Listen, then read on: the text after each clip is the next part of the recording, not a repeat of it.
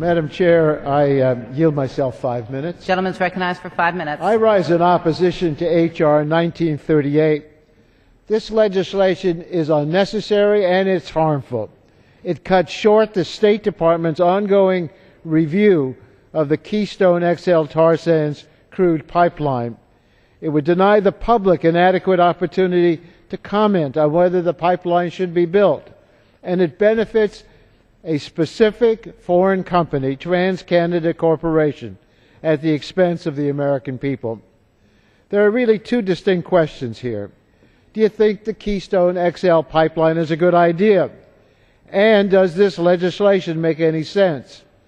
I happen to think that the Keystone XL pipeline is a bad idea, but even if you support the pipeline, you should oppose this bill.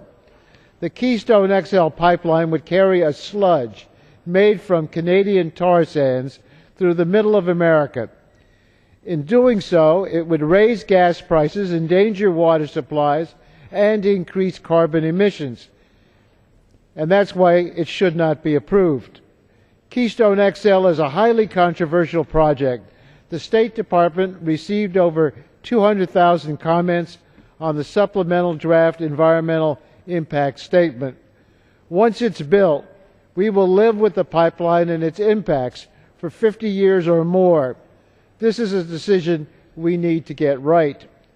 Unfortunately, this bill's approach is not get it right. Instead, it says, whatever the risks and costs, just get it done. H.R. 1938 takes the extraordinary step of interfering in an ongoing decision-making process by the Secretary of State. The Secretary is in the midst of determining whether granting the permit requested by TransCanada would be in the national interest. The process for making these permit decisions was established by executive orders issued by President Johnson and President George W. Bush. The State Department says that it plans to issue the final environmental impact statement in mid-August and the final decision by the end of the year. That's when the applicants say they need a decision.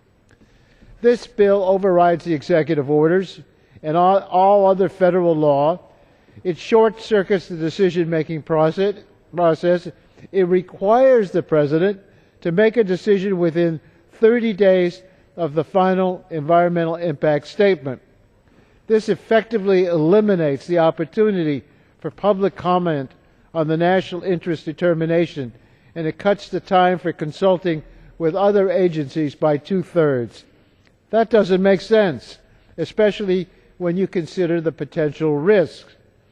My greatest concern is that Keystone XL will make us more reliant on the dirtiest source of fuel currently available. On a life cycle basis, tar sands emit far more carbon pollution than conventional oil, almost 40% more by some estimates. That's because it takes huge amounts of energy to take something the consistency of tar, which they mine, and turn it into synthetic oil. We should be reducing our oil dependence and using cleaner fuels, but Keystone is a big step in the wrong direction. There are many other concerns, including safety. Today is the one-year anniversary of the Kalamazoo River oil pipeline spill, and 30 miles of the river are still closed. A few weeks ago, there was a massive oil pipeline spill into the Yellowstone River, and TransCanada, Keystone XL's owner and operator, has had 12 spills on the first Keystone pipeline in its first year of operation. Keystone 1 was even shut down by the Department of Transportation as, quote, hazardous to life, property, and the environment, end quote.